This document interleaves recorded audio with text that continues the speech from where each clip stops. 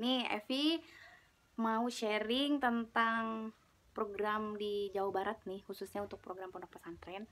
Nah, kali ini Evi mau bahas tentang One Pesantren One Product atau OPOP, lebih terkenalnya dengan sebutan OPOP.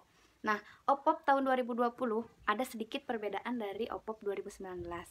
Buat teman-teman yang banyak nanya nih sama Evi jawab ya di sini pertanyaan-pertanyaannya. Satu, bagaimana cara daftar OPOP? Yang kedua, bagaimana atau apa syarat-syarat untuk mendaftar OPOP? Yang ketiga, apa sih tipsnya biar bisa jadi juara OPOP? Yang keempat itu, lalu bagaimana jika nanti kita nggak lolos di tahap selanjutnya? Nah, semua mau Evi bahas di sini ya, teman-teman. Tapi sebelumnya minta subscribe-nya dulu, teman-teman. Nah, teman-teman, mulai dari apa sih itu program OPOP? Saya jelasin dulu ya. Program OPOP yaitu program khusus pondok pesantren yang mana tujuannya untuk meningkatkan perekonomian pondok pesantren, baik dari sisi SDM-nya juga, terus bisnisnya juga, terus skillnya juga. Nah, tujuannya ini tuh untuk memandirikan pondok pesantren yang mana di Jawa Barat ini tuh masih banyak pondok pesantren yang belum mandiri secara perekonomian untuk meningkatkan pondok pesantrennya. Selain itu, target dari OPOP ini adalah pondok pesantren yang memiliki visi misi kuat untuk berusaha atau berbisnis guna meningkatkan sumber daya yang dimiliki dari sisi skillnya, terus bisnisnya juga, dan lagi untuk pembangunan baik itu infrastrukturnya ataupun hal-hal lain yang dibutuhkan oleh pondok pesantren.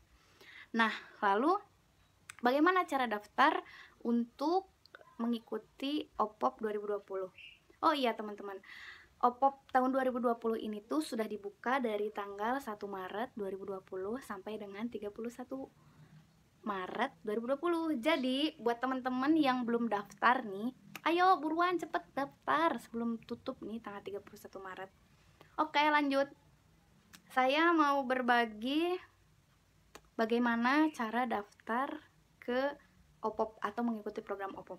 Nah, teman-teman bisa buka di websitenya OPOP. Ini resmi, nggak abal-abal. Buka di websitenya opop.jabarprof.go.id. Nah, teman-teman di sana bisa registrasi secara online. Tapi teman-teman sebelumnya, teman-teman harus mempersiapkan beberapa berkas-berkas yang harus diupload dan diisi nanti. Nah, teman-teman, itu cara daftarnya. Saya mau ngasih tahu lagi nih, program OPOP ini akan diberikan modal bantuan untuk usaha. Kalau tahun 2019 itu modal usaha yang diperoleh sebesar 25 juta sampai 30 juta untuk tahap pertama. Nah, untuk tahap kedua ada modalnya mulai dari 100 juta sampai 200 juta. Untuk tahap ketiga nih, jika teman-teman lolos di tahap 2 dan tahap 3 ini tuh lumayan besar teman-teman. Hadiahnya itu sekitar 400 jutaan. Nah, semua hadiah yang tadi itu belum dipotong pajak ya teman-teman. Tenang, potong pajaknya nggak setengahnya juga. Nah, selain itu, program OPOP ini juga memberikan banyak pelatihan dan pengalaman bagi peserta yang mengikuti. Satu, temannya tambah banyak. Yang kedua, wawasannya tambah banyak. Yang ketiga, pelatihan yang diikutinya benar-benar aplikatif. Yang keempat, kita bisa temu bisnis dengan off-taker, dengan pengusaha yang lain, dan dengan pondok-pondok pesantren yang bisa menjadi potensi bisnis untuk mengembangkan usaha pondok pesantren kita sendiri. Nah, selanjutnya apa sih syarat-syarat untuk mendaftarkan pondok pesantren ini mengikuti program OPOP? Nih, saya kasih tahu ya. Satu, untuk OPOP 2020 syaratnya adalah pondok pesantren tidak pernah mengikuti program OPOP di tahun 2019. Karena apa? Nanti ketika registrasi di websitenya itu, teman-teman akan keblok sendiri bahwa pondok pesantrennya sudah terdaftar. Jika yang tahun 2019 daftar kembali di tahun 2020. Tapi kalau misalkan di tahun 2019 sudah daftar dan tidak masuk lolos ke tahap 1, 2, atau 3, itu bisa silahkan daftar lagi di tahun ini, dan persyaratannya diikuti seperti yang lain. Yang kedua, pondok pesantrennya itu berada di wilayah Provinsi Jawa Barat. Yang ketiga, memiliki nomor statistik pondok pesantren. Nah, biasanya teman-teman, nomor statistik pondok pesantren ini tuh diperoleh dari Kementerian Agama. Atau biasa juga ada yang nyebutnya piagam izin operasional pondok pesantren. Nah, nomor ini tuh wajib ada ya teman-teman sebagai syarat untuk kelengkapan administrasi.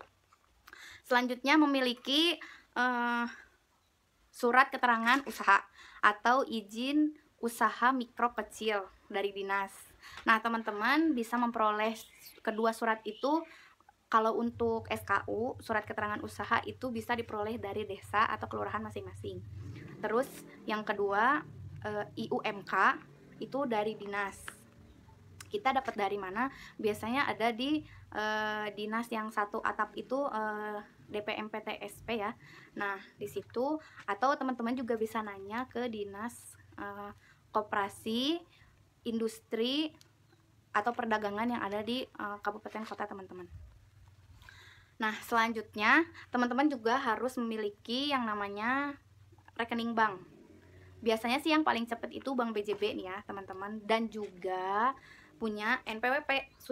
Sudah harus punya NPWP karena nanti untuk pencairan hadiah bagi yang lolos tahap 1, 2, 3 itu nomor rekeningnya nggak boleh berubah-berubah dan harus atas nama yayasan atau pondok pesantren yang dimiliki oleh teman-teman. Nah, selanjutnya peserta yang masuk untuk OPOP tahun 2020 itu beda dengan yang tahun 2019. Kalau tahun di 2019 itu 2 orang ya, itu boleh campur dari santrinya,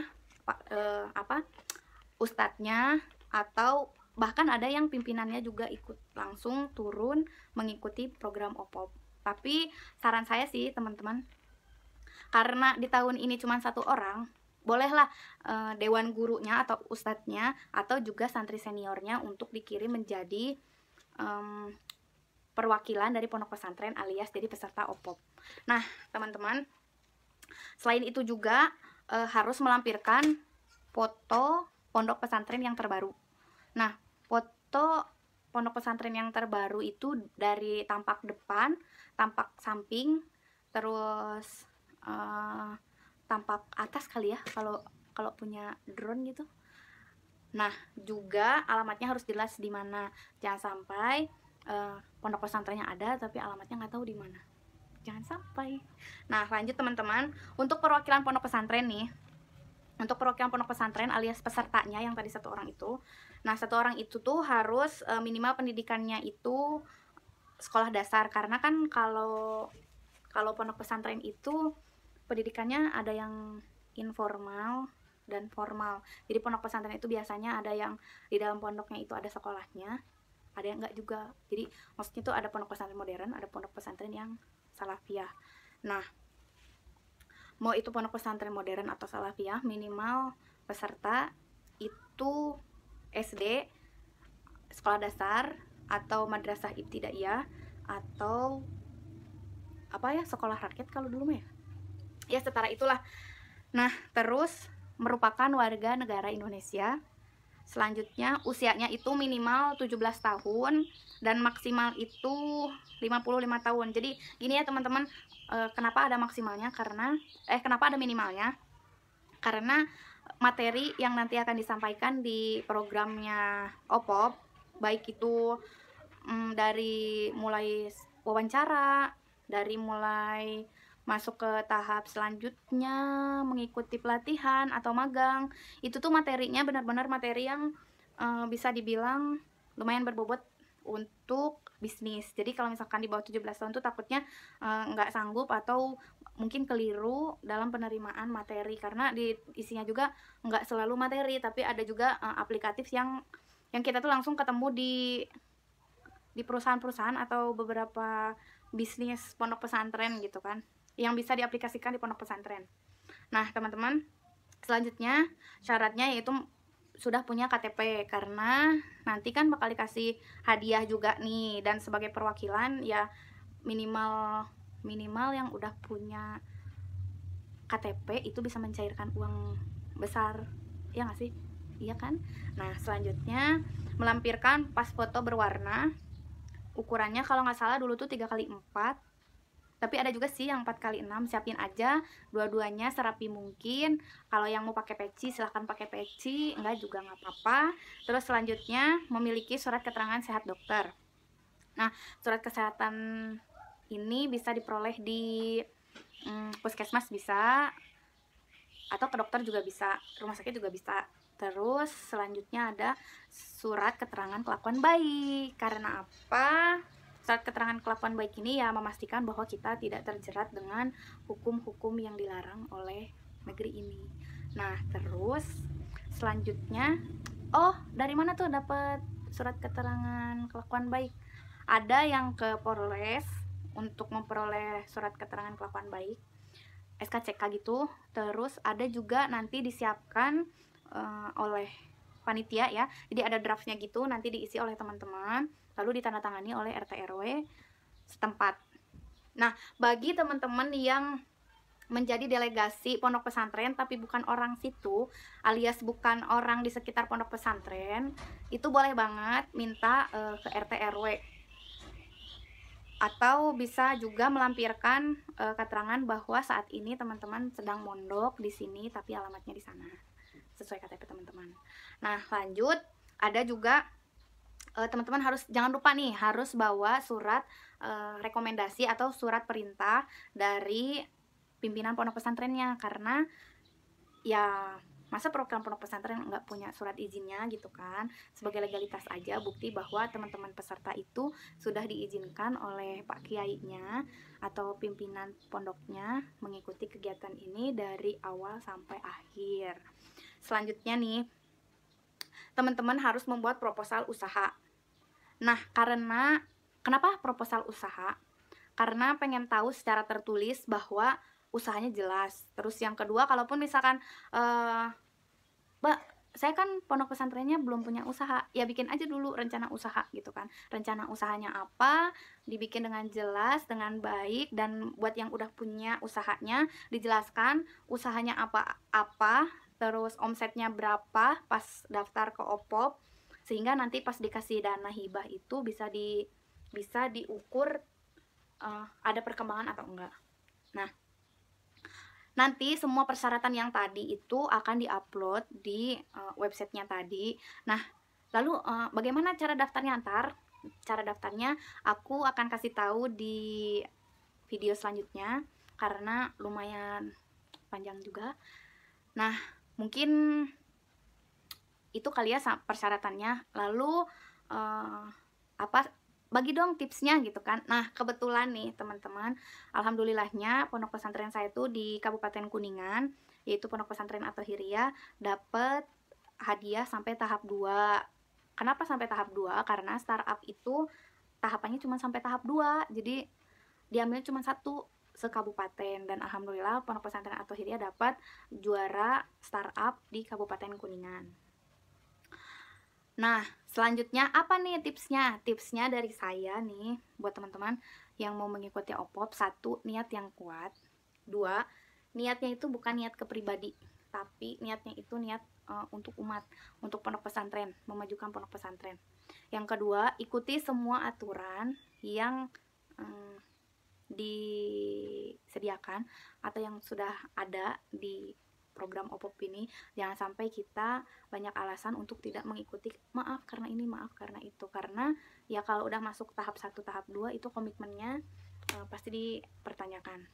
Nah, terus selanjutnya tipsnya yaitu fokus. Kalau misalkan pada saat seleksi di awal, yaitu wawancara, itu kita bisnisnya A, ya sampai selesai nanti, sampai jadi juara, tetap bisnisnya itu. Baik yang startup ataupun scale up, ya tetap yang itu gitu. Nah, saran saya buat yang startup, bikin rencana bisnis yang sedetail mungkin atau sesempurna mungkin. Tapi nggak mungkin sih sesempurna mungkin, karena kesempurnaan hanya milik Allah. Nah, teman-teman, saran saya sih, tips dari saya untuk bikin rencana bisnis itu dibikin serinci mungkin bisnisnya apa, bagaimana menjalankannya, siapa yang akan belinya, bahannya dari mana, mudah didapat atau enggak, siapa yang akan mengolahnya, bagaimana cara penjualannya, terus kalau makanan minuman berapa lama kadaluarsanya, terus apakah surat izinnya sudah punya bagi yang scale up, bagi yang startup, dipikirkan nanti setelah ada produknya surat izinnya pergi kemana gitu kan, biar segera dapat. Nah, selanjutnya bikin rencana bisnis atau proposal semenarik mungkin, karena nanti yang akan diwawancara itu bukan cuma kita tapi dari berbagai pondok pesantren. Karena kalau tahun lalu 2019 OPOP itu wawancaranya di kabupaten masing-masing, jadi kayak ada roadshow gitu, sehari itu bisa beberapa lokasi dan beberapa juri. Dan bocorannya nih, penilaiannya itu dari sisi manajemen bisnisnya, terus dari sisi kesiapan, kesungguhan, dan dari sisi permodalan kali ya, butuh berapa modal, karena kan nanti kita akan mengikuti audisi. Jadi audisi ini tuh memperlihatkan seberapa tangguh kita dan seberapa kuat kita atau seberapa siap kita untuk berkomitmen menjalankan bisnis di pondok pesantren.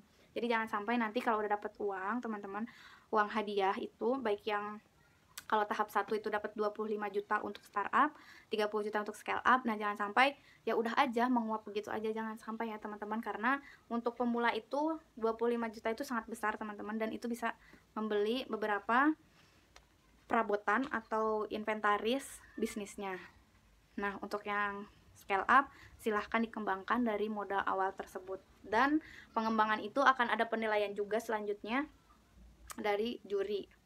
Lalu selanjutnya sikap kita pada saat wawancara bisa meyakinkan pewawancara atau usernya bahwa kita ini tuh siap dan berkomitmen untuk mengikuti OPOP dan sanggup untuk menciptakan sebuah usaha atau sanggup untuk mengembangkan usaha yang sudah ada di pondok pesantrennya. Nah, selain itu berikan juga kesan yang baik. Jangan sampai nih ya, karena kebanyakan pondok pesantren mungkin kalau di tahun kemarin itu ada pondok pesantren, karena mungkin pilot project ya tahun pertama. Jadi pondok pesantren itu mengirimkan santrinya yang kesan pertamanya tuh kurang enak gitu. Jadi pas wawancara tuh ada yang bau badan gitu. Jadi diharapkan tuh ntar pada saat wawancara persiapkan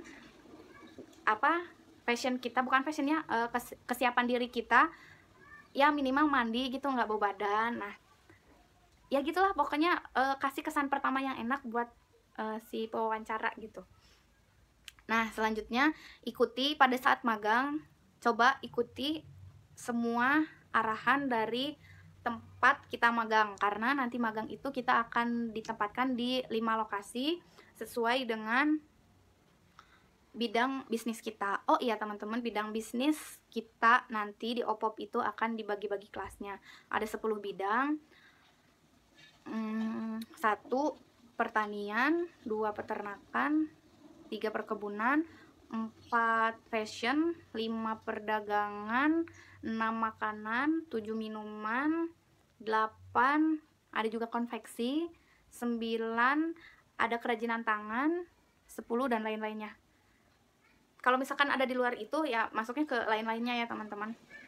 Nah, dari 10 bidang nanti tuh kita akan dibagi-bagi kelasnya. Kalau kemarin itu ada pembagian di 5 lokasi pondok pesantren yang menjadi tempat magang.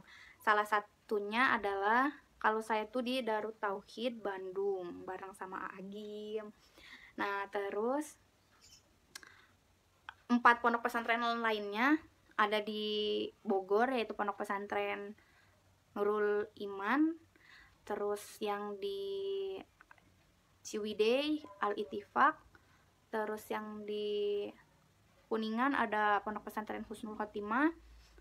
Yang terakhir itu ada yang di Tasikmalaya itu Al-Idrisiyah. Nah, teman-teman nanti akan dibagi kelasnya sesuai dengan akan dibagi tempat magangnya sesuai dengan kelas bidangnya masing-masing. Nah, teman-teman, mungkin segitu dulu penjelasan dari saya buat teman-teman yang ingin daftar di OPOP 2020. Ayo, yang belum daftar segera daftar, yang sudah daftar segera lengkapi kelengkapan jika belum lengkap, karena 31 Maret 2020 itu akan ditutup. Nah, teman-teman, sekian dari saya. Semoga ada informasi yang dapat diambil dan ada manfaat untuk mempermudah teman-teman yang mau daftar di OPOP 2020. Nah, akhir kata dari saya, Assalamualaikum warahmatullahi wabarakatuh.